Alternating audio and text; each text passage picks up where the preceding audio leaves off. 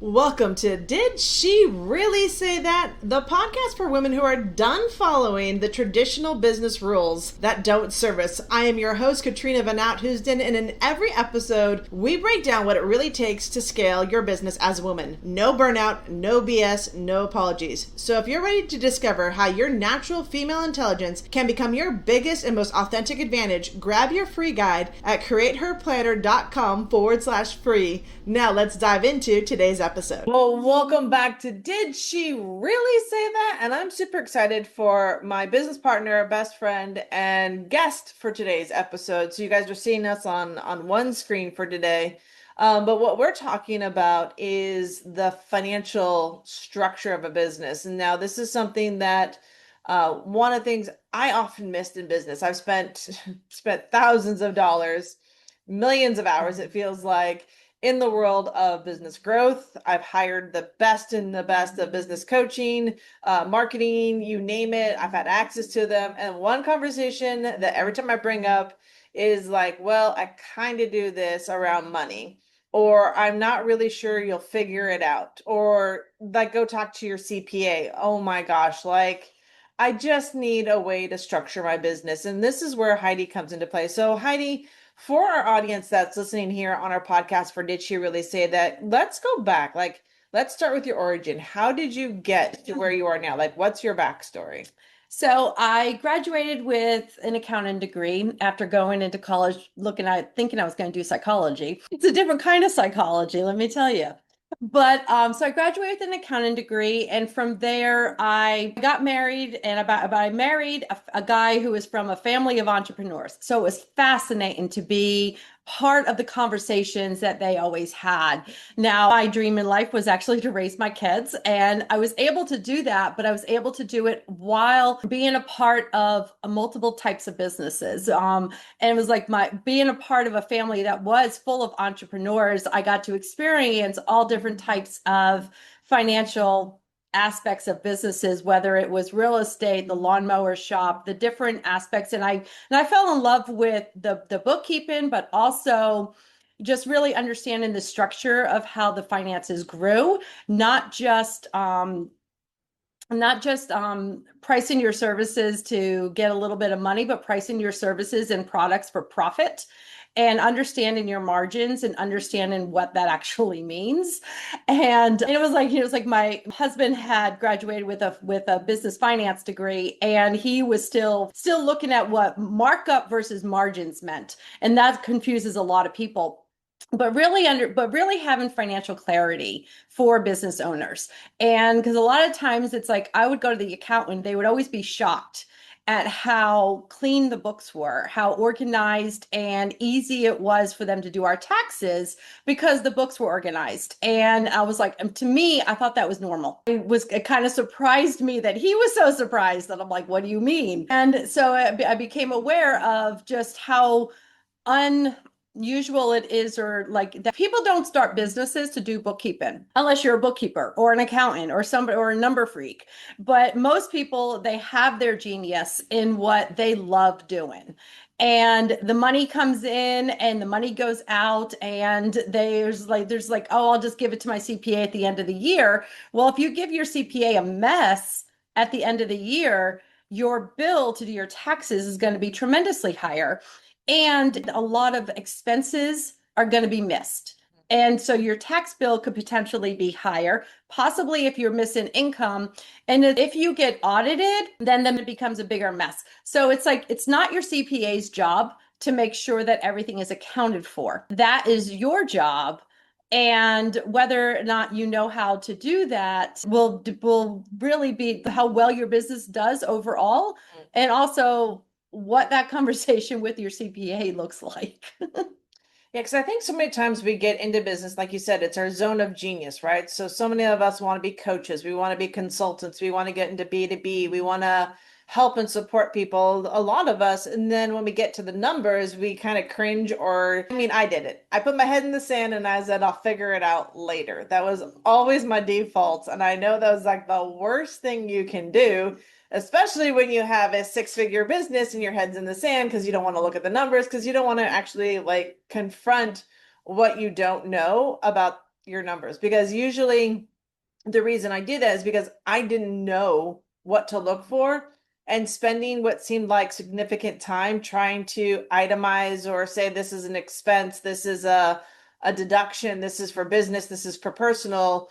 that got a little convoluted. And to be honest, I did use my business account as my personal piggy bank. Well, and it's also taken time away from creating the sales, creating what you actually love creating.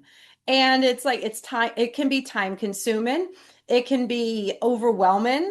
And so it's when you're, but also it is, and it can be. And but you have to look at it as overall is when you hire people, the overall aspect of that is that they should be making you money. They should be either creating more profit for you, creating clarity so that you're making better decisions in your business, which overall increases your profits. And it was like, and I'm talking about your profits. I'm not just talking about revenue. You can increase revenue all day long, and if your profits can decrease. So it's like when you're looking at outsourcing things, you really, whoever you're outsourcing to needs to be one, either saving you time so that you can create more income, or they're creating more income for you. And so those are two things that it's like, you don't just want to pay a bookkeeper to, um, that's not helping you in your overall aspect of the business. Yeah, because a bookkeeper, you're just saying, hey, I just need you to just verify this or do this. That's not helping you stay aware or ahead of your money. That's just someone in documentation. That's bookkeeping just input. Bookkeeping is recording what has already happened. And whereas if you're looking at somebody who's financially advising you, like a fractional CFO, you're looking at somebody who is helping you to forecast a future, for helping you look at what's happened in the past and be able to forecast what could happen in the future, and looking at where things could change so that that future looks better than the past. Yeah, and I think that's one thing that I really loved in working with you and saying, hey, we got together as business partners 3, 4 years ago. I can't believe it's been that long. It's been like 4 years. And when we started this journey, that was one thing even within our company when we first started, we didn't really have a financial plan. We knew what the business model was. We knew how to generate leads. We knew how to market. We knew all of this thing, but the financial planning behind the business really wasn't our strong suit.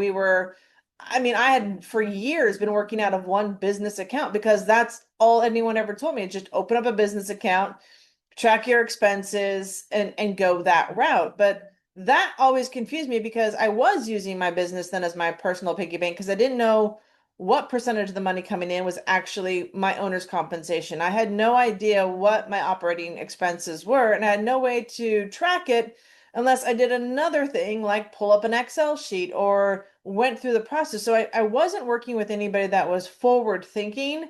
It was all reactionary. It was all everything I had done in the past. And I think that's one of the frustrating things when I look at all the women that I've coached and mentored and consulted with over the last 2 decades. I can't believe it's been that long. We were all taught how to market, how to make money, how to generate revenue. Nobody was talking about how to keep profit, how to manage our expenses, and make sure that we were paying ourselves. Because the most common thing I hear with every client that we get on, we ask the question, are you paying yourself? And the answer, Heidi, often is, I don't know, or if there's stuff left over, or I buy things through the business that I need. And it's just like, and the thing is, it's like, yes. And the thing is, we all know the tax code was written for entrepreneurs. The tax code was written by entrepreneurs for entrepreneurs because they're all businessmen who are in government. And they don't want to pay taxes either. But the thing is, you have to understand how things are written off, why they're written off, and the documentation behind it.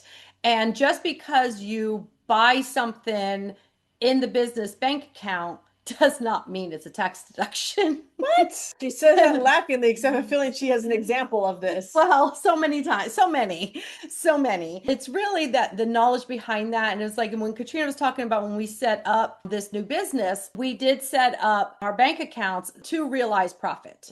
We set it up like at the very beginning, and this is where some people are like, "Oh, I don't need all that because I'm not making enough money yet."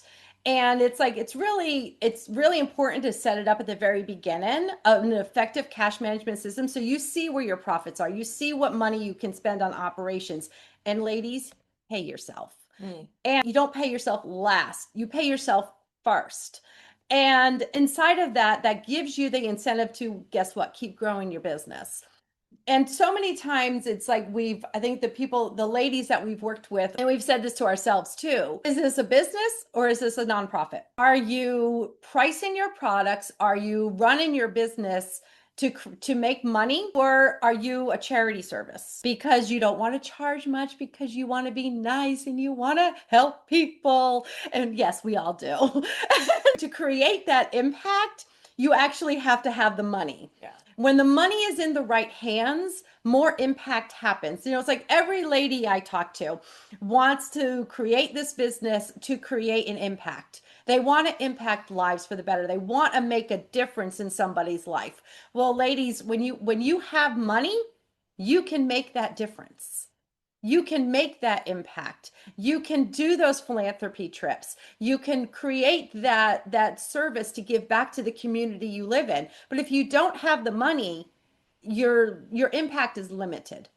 Yeah, I often hear about women saying, I wanted to create scholarships inside my business. I want to be able to help those that can't afford my services. Mm-hmm. And that's like the can't afford. That also is a lot of a mindset, ladies. There is, if it's worthy enough, if it's something they truly want and desire, they can figure out how to afford it. We've done it ourselves. There are times we looked in our bank account, we're like, oh crap, I don't know if we can afford this. It's like, so what can we do? Because it was that important to us, right? So you can't use that as the excuse. And the one thing I always say for women is that if we keep being the low ball price, we are going to burn out faster. We're not going to sustain ourselves in business, and we're truly not helping anybody, because our business is then the monster that we're feeding instead of the other way around, right? So you talk about this all the time. It's like, is your business feeding you, or are you feeding your business? And the only way to understand what that looks like beyond the day-to-day tasks is to have a very clear look at how money moves through your business. And this is a missing for a lot of businesses, men and women. I think the stat somewhere around like 80% of businesses could be making, they look good on paper up front, but they're surviving month to month. So there is nothing in reserve. I've heard this around like top tier restaurants that are surviving, top looking businesses that on the outside look like they're thriving, they're doing great, but behind the scenes, they're trying to figure out, how do we sell more so that we can make payroll, that we can buy the product that we need to increase our revenue. So there's this hamster wheel that we're getting stuck on. And I see this with businesses all across industries, right? And so, technology's come a long way. We're always coming up with new ideas, new ways of building businesses. And for us, I know we're always looking to think outside the box. We are definitely creators with the creator method, with what we're building for Rewire, what we're designing for women around business growth strategies that really honors their female intelligence cycle, understands how they're building their business, and giving them scalability without the burnout, right? And everyone throws the word burnout around, but honestly, ladies, we are leaving the career space, the corporate space, faster than we ever have. We're leaving it because we said this doesn't work for us. Then we're saying we want to build our own businesses, but we're building our businesses in the exact same corporate structure that we just left. So the question goes, like, if we're doing the same thing over and over again, we're just banging our head against the wall. And then you're wondering why you burnt out from your career, why you're burning out from your business, because nothing shifted for you. You're actually not operating and building your business within your female intelligence cycle. You're building it still within the male intelligence cycle, which is what you're rebelling against, right? So how do you get to this next point? Well, you got to think outside the box. And this is really where, when Heidi and I were diving through, we sat through and read this book called Profit First. It's by Mike Michalowicz. And we read the book. We actually read it as a team. We made sure everybody in the company read this book. They understood it. They knew what we were going with. That was our first step. So talk about how that then evolved into our next step in the banking system and everything else that we've designed behind this. Yeah, so Profit First really gives you a structure for your business, for your finances in your business. It's like a lot of business owners don't necessarily know how to pull up their profit and loss, or their trial balance, or their balance sheet. Or if they do pull it up, they're like, I don't know what it all means. And there is And that's why you need a financial person on your team. Yes. Who can simplify and explain this in layman's terms. Explain what your CPA, when your CPA is going blah, blah, blah, blah, blah.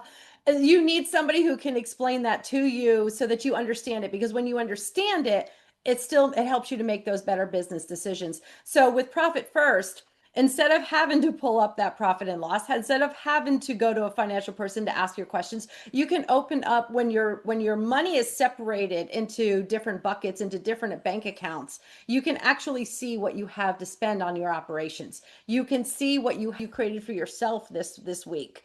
What income you created, that's your profit account. It's kind of like a hint, it's your bonus account. Yes. And different things, and you have that, and also have an account to save for your taxes, because and then if you have strategy enough that you can get your tax bill down really low, or not, or have zero tax bill actually, then that becomes another bonus check. But having that money set aside so that the beginning of each year isn't like, oh my gosh, I have to pay my income taxes. You have that money set aside because you're not splurging it on operations, because it's obvious where it is, and it's stealing from Uncle Sam is a no-no. Yeah, it's true. I mean, and also it's like, if your finances to the point where it's like you need extra money in your operations, and you look at your owner's comp account, it's painful when you actually realize you're stealing from yourself. Yeah, that hurts. To pay for this extra. It really helps with those those shiny object syndromes. It's like, I talk to this person, I really want what they're offering. This is a new tool that will make such and such so much easier. Well, if you look in your operations account and you can see where the money is going, and what you have to spend on the operations of your business, that will help you to make those better decisions. And there's a really great exercise I like to put people through. And actually, it's like there is a PDF that will be down below that you can grab, and this will be part of that. But it's like, go through your last, like, maybe 2 months of bank statements. Get a red pen, a yellow pen, and a green pen. And you're going to go through, mark everything green that is making you money, that is helping your business to create money. Mark everything yellow that is basically keeping the lights on in your business. And then mark everything else green. No, I'm sorry, red. Mark everything else red, because that's basically taken away from your profits. It's stuff that is not a tax exemption. It's stuff that is not making you money. It's not keeping the lights on. It's extras. It's like, and if you're not profitable, then you need to cut all of those things out. Yeah. And it's so true. Like, we've been working with our clients, and I think one of the things I keep hearing from them, and every single one of them has said this: I wish I had done this sooner. Right? I know we were talking with a client of ours, and she's like, for the first time, having implemented what you teach, Heidi, and showing me and holding my hand through this entire process, I can say for the first time, my business is profitable. I was able to pay my taxes, and there was still profit money in the account. That was an eye opener for her to have that experience, right? Because most of the times we're trying to wing it. And that's what we're taught out in the business world, is winging it, right? Marketing, it's like, test everything. Well, money is not something to be tested. Money is pretty much hardcore what it is, right? We've had another client that said, she was at the beginning part or starting part of her business. She's been making money. She's been generating leads. She's been guiding clients. She's making good money. But she doesn't know how she's going to grow her business. And I think with working with you, what she got to see inside of Rewire and the work that you do with her was that, oh, this is how I scale. Because now I see what I need to do. I need to see where my pricing is at. I can see where I can create another offer. I can now see, and then we work with you on that part with these women, like we're working with her. Okay, what's your next capacity level? Like, now that you have this, what are you going to be able to hold next in your business before the next person you hire, whether it's your VA or AE, whatever we want to call it, your first team member, what does that look like? Because now she understands her capacity, what it does for her revenue and her profits, and the amount of money that she's pulling in for herself to pay her living expenses, right? Yeah, because pricing, I think it was a lot of times we look at the pricing of the products and pricing of your services, and pricing is not a guessing game. Pricing is a strategy, and it needs to be a strategy that provides you profit, provides you pay, and helps your business to get to the next level. And it's just like, it's not That's what so many times I see. It's like people are just throwing out a number and seeing what works. And they're not actually looking at the financial structure of their business. Yeah, and I think when you know your pricing and you understand how that relates to you staying in business, keeping the lights on, paying yourself, covering your own personal expenses, and you get confident in your pricing super quick. You're like, no, this is what it is to receive my services without a question, because this is going to keep the lights on, this is going to take care of me, and it takes care of my customer and client. Right. And I think that clarity is so needed. And then we had another client that we're working with, and she's about to go into the B&B sector, right? And she's like, okay, I want to go and do this. What do I need to look at financially, right? And she was like, I think her comment was, if I keep accepting this type of pricing, I should just become a nonprofit. Yeah. Right? Yeah. She's like, there's no way to sustain my business. I can't even contribute to the income for my family. Right. You know, she's got kids, she's got a husband, she's got all these things, and her pricing structure has her just barely getting by. And I don't think any woman in business wants a get by business. That's not what we're up to. At least I don't want to get by business, right? I want a business that sustains me. Might as well be an employee if you just want to get by. Yeah, go back, but again, that's why women are leaving the corporate space to get back in here. And I think as we go through Rewire with women and we go, okay, what does scaling your business really look like for you? What do you have the capacity for at this season of your life? What do the numbers tell you inside of that? What is your next marketing game plan that we're going to put in? What are we working with you towards to get there? So we look at the entire system that you have in place. How are people coming into your system? How are they experiencing your business? How are you following up with them? How are you providing your service? Like, all of that is about the customer journey. So many times we get into business and we look at it from our point of view, like, this is the service I want to deliver. But I think all my years of experience with Disney, I always look at the customer experience. How are they experiencing your business from their side? How many hoops are they having to jump through? How confusing is it to get started with you? And all of those things do prevent and cause friction from you being able to receive the money into your life.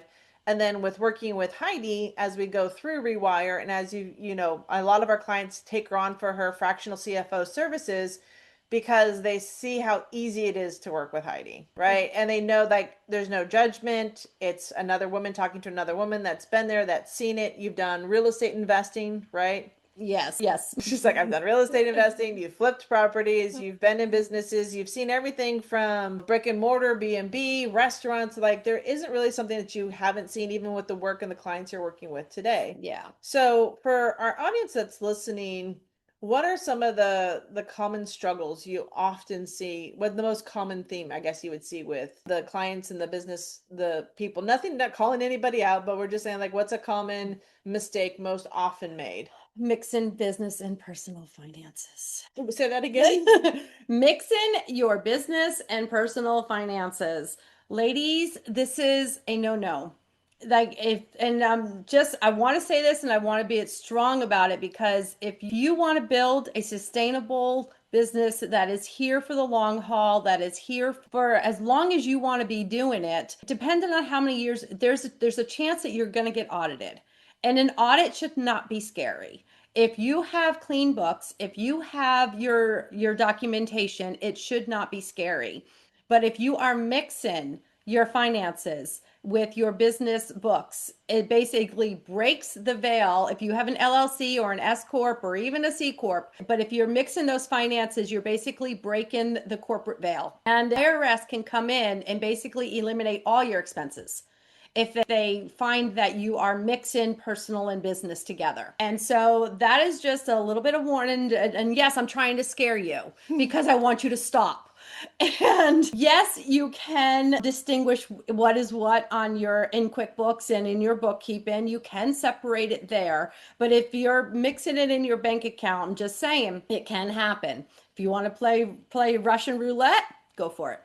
But that's the number one thing that I see, because it's very easy to do. And sometimes it's a little inconvenient to transfer money to the right bank account that it's supposed to be in. But that, and what was the other thing I was thinking of? That was just not understanding what is deductible and what's not deductible. because there are a lot of misinformation about going into business and being able to deduct everything under the sun. Now, I'm not saying you can't deduct it, but you have to do it correctly. And I think oftentimes we just use our business debit card and call it a business expense. And I'm raising my hand back over here, like, yeah, I've done that. And sometimes it's not correct. And things are deductible. You just have to know how to do it. Yes, you can pay your kids and use that money and it be like it's a tax deduction for your business. And most of the time, if you pay them under the standard deduction, they have no tax liability. You can use that money properly. Like I'm saying, these things can be done. You just have to know how to do them. And if you don't know how to do them, that's where you connect with Heidi, and we've got other female resources, and I say that tax experts, because we went specifically looking for women to help women in these conversations. Because what I found is that when I hear a woman talk about it, she's usually coming from a background of I'm taking care of my family, I'm doing everything else. It lands differently for us to hear another woman saying this is what I'm doing. And going back to separating personal from business, I have also seen and worked with clients over the years through different companies and different consulting programs that I've done. And I've seen people expense everything to the point where they have no income in their business at all because everything becomes a write off. Everything that they do, they're trying to expense it out. Well, then you have no profit. So that is why I truly believe having that owner's pay bucket that you're paying yourself from is the most transparent thing you can do for yourself in business. And to show and honestly, it's like if a business doesn't show profit in 3 years, the IRS can deem it as a hobby. Mm-hmm. And to show no profit so that you don't have any income tax is not necessarily the right way to build a business. It's like you do want profit. It's what you do with that profit and how you grow that profit outside of the business with proper tax strategies that helps you with to get to that zero taxable income. But you don't necessarily want to not have profit in your business, because if you ever want to go get a business loan, if you ever want to go get even a mortgage on your house, whatever, they're going to look at your tax return. Yeah. And if your tax return has no income, guess what? You're not getting a loan. Yeah. So there's different ways to look at this that you have to take into consideration. Yeah, and I think this is the conversation that often missing. I really wish that I had found coaching, a business coaching, a scalability. Like I'd worked with people that said, hey, we're going to help you scale 8 up to get to 8 figures in your business. But we never had the money conversation. It was always focused on operations and marketing. And that I feel is the crack that so many of us businesses fall through, is that we're just focused on, I need lead generation. I need to improve my marketing. I need more clients. I need to increase my lead flow. We're so focused on that because we don't recognize that we're leaking money. Mm-hmm. We're leaking profits in our business because we have no clear financial view of our business. And I think that is the scary part, because I have gone through that twice now with 2 different companies. Not only did I close them because of exhaustion and burnout, but I had no financial structure behind it to sustain it. So I was working really freaking hard. I was exhausted because of how hard I was working, because that was how I was bringing in the money, but I had no structure behind that to go, oh, this is why I'm doing this. That's why I'm taking this action. This is why I'm investing in this lead generation process. Like without that clarity, business really does feel like I'm throwing darts at a wall and I'm hoping something hits to keep the lights on. And that's what we want to really prevent for so many women. You have such high potential for our audience that's listening. We want you financially stable in your company and in your business, so that growth doesn't become overwhelming and you're not just in the hamster wheel of always doing. You got out of corporate because you said you wanted to do something different. Well, Rewire is something different. It focuses first on you as the female. What is your capacity? What does the business look like? We get inside your business with you. This isn't just like I'm coaching you through the process. That's not what Heidi and I do. We hold your hand. We're going to say, okay, open the doors. And that's scary. I get that that's scary. But would you rather stay in the state of trying to figure it out on your own? Or do you want, 40 years between the two of us of experience in financial and business growth strategies?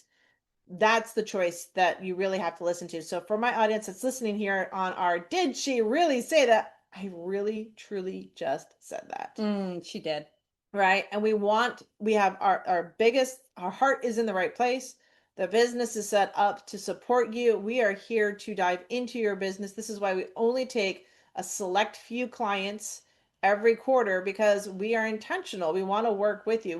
We're not sitting here trying to build the masses. I'm not trying to get 100 leads in so I have 100 clients. Like, this is very intentional for what we're doing, because we know that if we can help you shift and grow your business for the long term, and show you how to keep that financial stability in place, and hand you off to wealth building strategists and tax accountants that we know, like, and trust, and who we use ourselves, that's the game changer. So we're here to support you. End of the story. That's what we're here for. I want to see your perpetual growth. That's my heart. Heidi wants to make sure you have clean books and a way to build the wealth beyond just the profits in your business.